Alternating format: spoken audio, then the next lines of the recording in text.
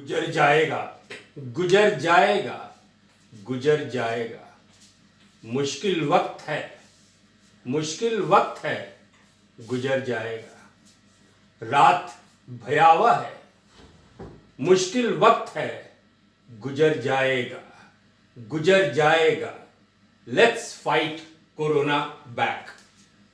Dear students, friends, मेरे अभिभावक,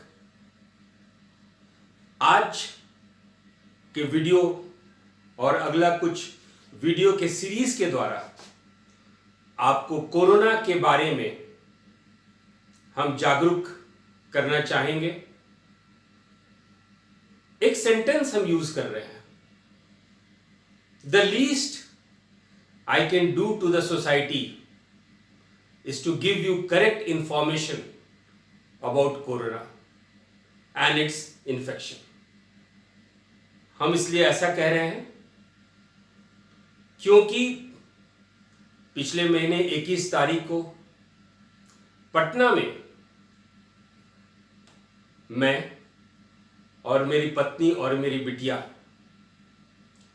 और मेरे ओल्ड पेरेंट्स, मेरे फादर और मदर को कोरोना इन्फेक्शन हो गया था।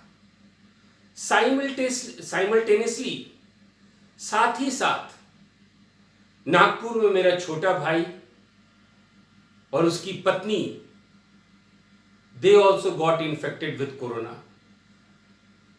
और गुड़गांव में उसी समय, उसी दौरान my sister, her husband, there 2 kids got infected with this virus। हम लोग सारे परिवार मिलकर, चाहे पटना में हो, चाहे नागपुर में हो, चाहे गुड़गांव में हो, एक सकारात्मक सोच के साथ, एक पॉजिटिव फीलिंग के साथ वी फॉट कोरोना। आज 17वां दिन है and all of us are recovering. 14 दिन कहा जाता है कोरोना लाइफ साइकिल का, लेकिन 17वां दिन की बात हम इसलिए कर रहे हैं कि 15 to 21 डेज में कोई पोस्ट कोविड कुछ इन्फेक्शन तो ना रह जाए। और कुछ वीडियो के सीरीज के द्वारा इस अभियान में हम आप लोगों को इस इन्फेक्शन के बारे में, कोरोना के बारे में, उसके समाधान के बारे में घर बैठे हमारा संस्कृति, हमारा पर्यावरण जो हम लोग को उपाय बताता है, उसी उपाय से हम लोग इस कोरोना इन्फेक्शन का समाधान ढूंढेंगे। WHO 2 शब्द इस्तेमाल करती है। वर्ल्ड हेल्थ ऑर्गेनाइजेशन, विश्व स्वास्थ्य संगठन WHO 2 शब्द इस्तेमाल करती है। एक है पेंडेमिक और दूसरा है इन्फोडेमिक। एक है पेंडेमिक और दूसरा है इन्फोडेमिक। यदि आप पेंडेमिक को हिंदी में हम लोग सर्वव्यापी महामारी भी कहते हैं। ये दोनों शब्द आपको एक्सप्लेन करेंगे और एक्सप्लेनेशन के द्वारा ही हम लोग को पहला क्लू मिलेगा कि तुरंत हम लोग कोरोना को फैलने से कैसे रोक सकते हैं। जहां तक सवाल है, ये देखिए, ये आपका वर्ल्ड मैप है। कोरोना वायरस कोविड-19 को WHO मार्च 2020 में महामारी का संज्ञा दे दी है। It has been defined as pandemic by WHO in March 2020। Why? Corona virus एक ऐसा इन्फेक्शन है जो कि देश के सीमा को भी लांघते हुए पूरे विश्व में ये फैल जाता है। इसके पेशेंट की संख्या स्टेबल नहीं रहती है। धीरे धीरे धीरे धीरे it travels the whole world. और ऐसे इन्फेक्शन को जहां पे जिसकी संख्या बढ़ती जाती है, उस इन्फेक्शन को हम लोग पेंडेमिक कहते हैं। पेंडेमिक ये जो शब्द है, ये पेंडेमिक जीवाणु यानी बैक्टीरिया या विषाणु यानी वायरस द्वारा फैलती है। फिलहाल हम लोग जिस पे चर्चा कर रहे हैं वो वायरस के द्वारा यानी विषाणु के द्वारा फैलती है। आप आगे देखेंगे कि 14वीं शताब्दी में भी प्लेग के द्वारा, हैजा के द्वारा 14वीं सेंचुरी में, 14वीं शताब्दी में पूरे विश्व में यह महामारी फैली थी। भारत में 1918 या कहिए 1910 और 18 के दशक में एक और महामारी फैला था, एक और पेंडेमिक था जिसको हम लोग स्पेनिश फ्लू या कॉमन टर्म्स में इन्फ्लुएंजा कह सकते हैं। कहा यह भी जाता है कि गांधी जी भी इससे संक्रमित हो गए थे। तो world has seen pandemic before. दूसरा जो शब्द है वो है आपका इन्फोडेमिक। इन्फोडेमिक होता क्या है? इन्फोडेमिक शब्द WHO इस्तेमाल कर रही है, ये शब्द आजकल। और इस शब्द का मतलब होता है, इन्फोडेमिक का मतलब होता है गलत सूचना। यानी खास करके डिजीज के समय जब कोई रोग फैलता है तो गलत सूचना से भी समाज में एक नकारात्मक सोच हो जाती है। एक वृद्ध कपल, एन ओल्ड कपल, उनको कोरोना इन्फेक्शन हो गया था और वो दोनों कपल सुसाइड कर लिया। वो इसलिए सुसाइड कर लिए कि उनको डर था कि ये इन्फेक्शन उनके परिवार के किसी और सदस्य को ना हो जाए। एक 25 साल की लड़की, she died of heart attack as soon as she learned that she was infected with corona। तो नकारात्मक सोच से हमारे हेल्थ सिस्टम पे एक सवालिया निशान हो जाता है। इसीलिए कहते हैं the least we can do to the society, we can contribute to the society right now is to stop giving false information. Infodemic का मतलब यही होता है। आप देखेंगे कि आजकल एक नई यूनिवर्सिटी हमारे बीच में आ गई है और उसको कहते हैं व्हाट्सएप यूनिवर्सिटी। ये व्हाट्सएप के माध्यम से इतना ज्यादा फेक न्यूज कोरोना के बारे में फैल रहा है कि सरकार और प्रशासन का हेल्थ सिस्टम पे हम लोग डाउट करने लगे हैं। इस व्हाट्सएप यूनिवर्सिटी में बहुत ही सारा इंफॉर्मेशन हम लोग को झकास लगता है, लेकिन ये सारा इंफॉर्मेशन बकवास है। और इस वीडियो के माध्यम से मेरी यही कोशिश रहेगी कि आप लोगों को सही सूचना मिले। 4-5 महीने पहले अखबार में एक न्यूज आया था कि इंडियंस का इम्यून सिस्टम प्रतिरोधक क्षमता बहुत ज्यादा है, इसलिए कोविड का प्रभाव भारत में नहीं महसूस किया गया। आज आप रिजल्ट देख रहे हैं। It's a wrong information. हम लोग सतर्कता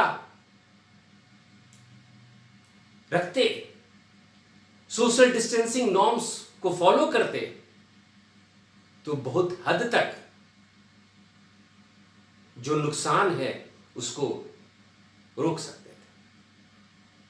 बहुत सारा कोविड वैक्सीन पे इफ्स एंड बट्स आया, लेकिन कोविड वैक्सीन आज रामबाण साबित हो रहा है। व्हाट्सएप में एक वीडियो आया जिसमें कुछ लोग गरम पदार्थ, जलता हुआ पदार्थ मुंह में रख रहे थे,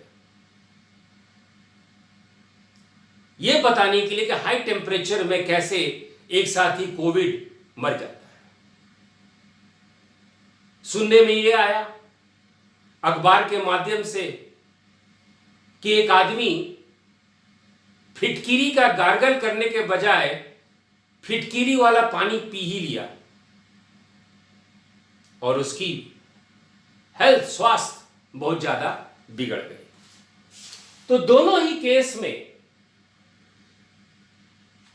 केस में चाहे वो पेंडेमिक हो या इन्फोडेमिक हो, हम लोग की कोशिश ये रहनी चाहिए कि इस चेन को उसी समय बंद कर दे, उस चेन को इसी समय तोड़ दे।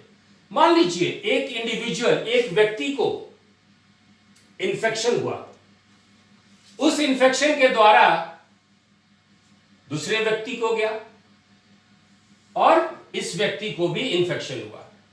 इनके इन्फेक्शन के द्वारा बहुत सारे लोगों का जो है इन्फेक्शन ये बढ़ता चला गया, तो एक चेन सिस्टम हमारा यह बन गया।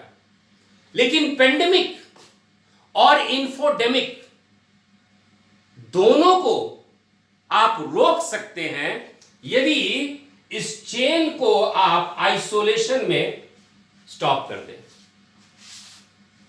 गलत इंफॉर्मेशन है उसको वहीं रोक दीजिए। व्हाट्सएप यूनिवर्सिटी के माध्यम से उसको फॉरवर्ड मत कीजिए। यदि आपको कोरोना का लक्षण दिख रहा है, आइसोलेशन में आ जाइए, क्वारंटाइन हो जाइए, ताकि चेन ब्रेक हो जाए। ऐसे स्थिति में और लोग संक्रमित होने से बच जाएंगे।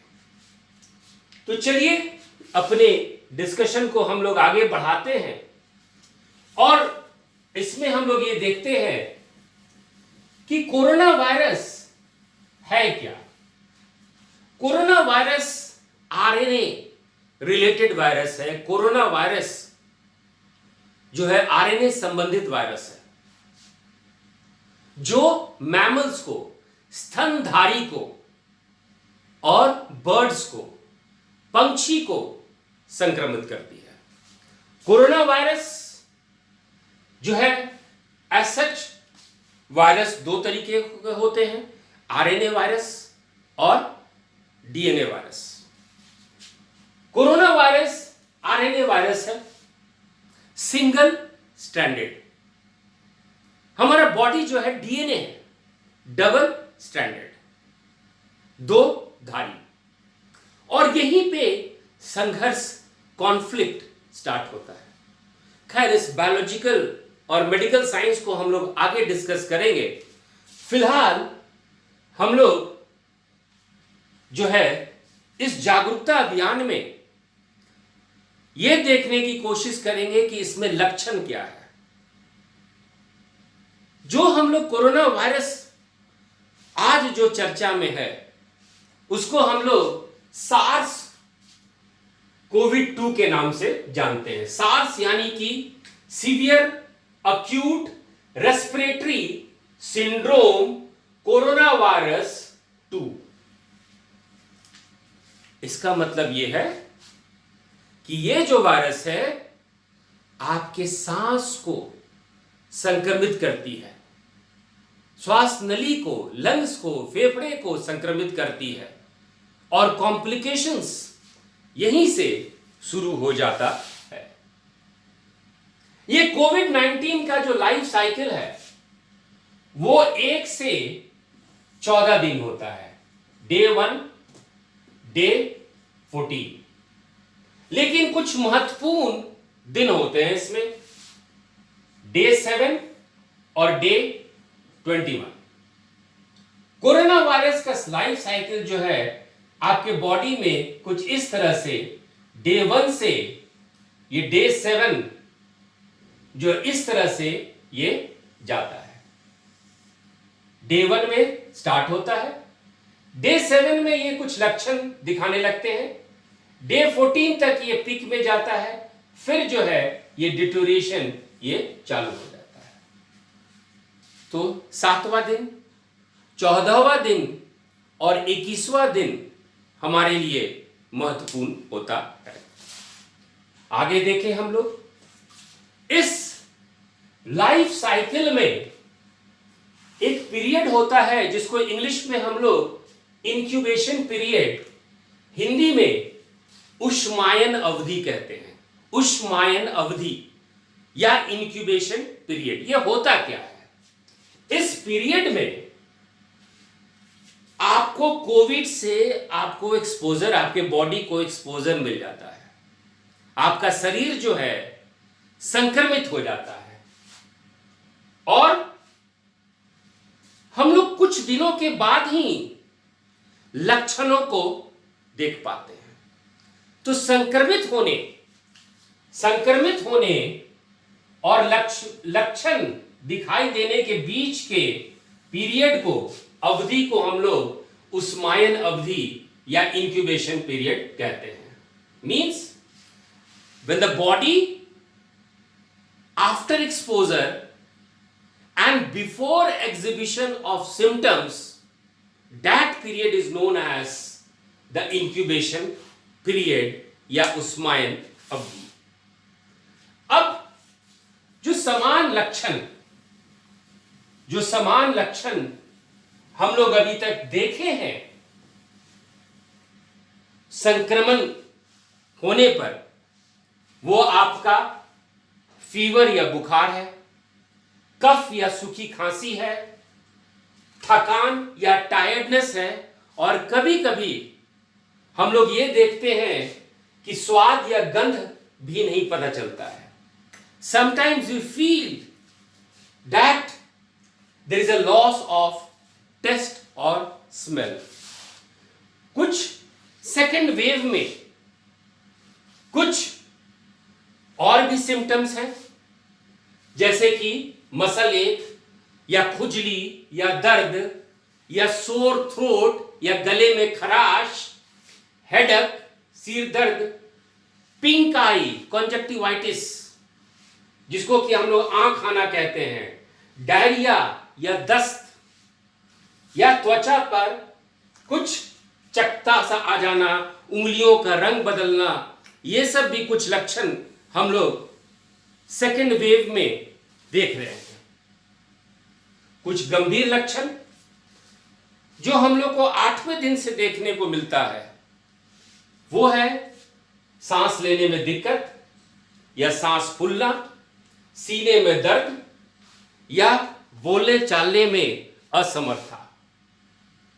अब देखिए, कोरोना के बॉडी को देखें हम लोग तो उसको 3 पार्ट में हम लोग विभाजित कर सकते हैं, डिवाइड कर सकते हैं।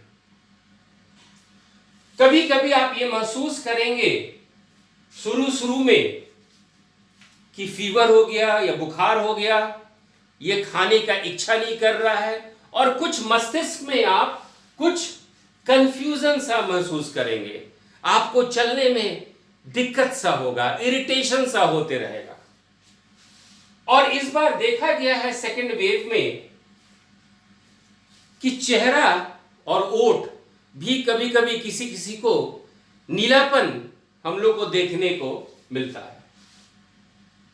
धीरे धीरे कोरोना यदि बॉडी से, गले से नीचे उतर रहा है तो हो सकता है कि आपका स्मेल सिस्टम चला जाए, हो सकता है कि आप कफ हो, ऐसा भी हो सकता है कि कफ में ब्लड निकलता हो, और तीसरा स्टेज में हम लोग जब देखते हैं कि लंग्स में, फेफड़े में आपका जो लोअर रेस्पिरेटरी सिस्टम हम लोग मेडिकल सिस्टम में कहते हैं कि लोअर रेस्पिरेटरी सिस्टम में कोरोना का इन्फेक्शन चालू हो जाता है, तो वैसे में हो सकता है लगातार आपका चेस्ट पेन होते रहे और हाई फीवर हो, सांस लेने में दिक्कत हो, या हम लोग ऐसा भी देखे हैं कि और यदि कोरोना बॉडी को ये इन्फेक्शन कर रहा है, या हो सकता है कि कोविड से आप क्योर हो गए हो, तो कुछ और पार्ट्स को भी ये लोग डैमेज कर देते हैं।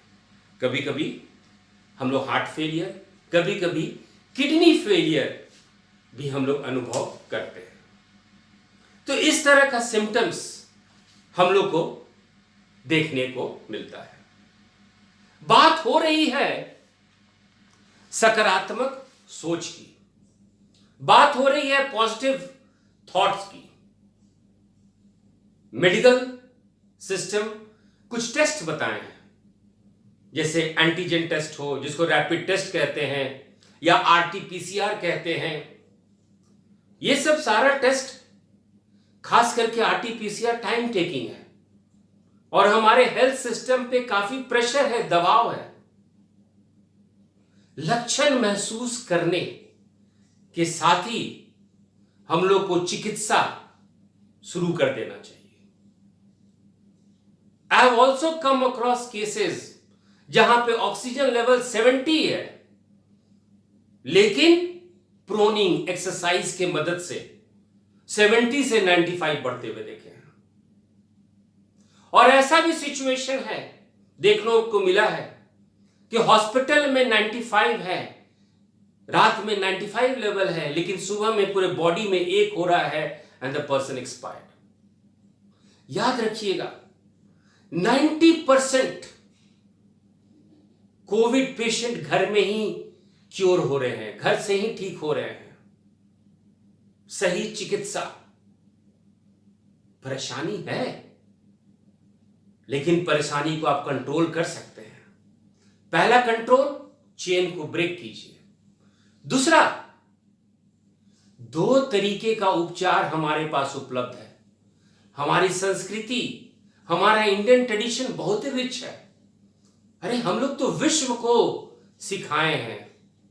अगले वीडियो में हम लोग डिस्कस करेंगे कि भारतीय परंपरा के अनुसार हमारे घर में जो उपलब्ध है सामग्री, उससे हम लोग औषधि कैसे बनाएं और कैसे अपने आप को इस संक्रमण से लड़ने के लिए अपने शरीर को सक्षम बनाएं। So next video will talk about the solution to the problem of corona. Thank you.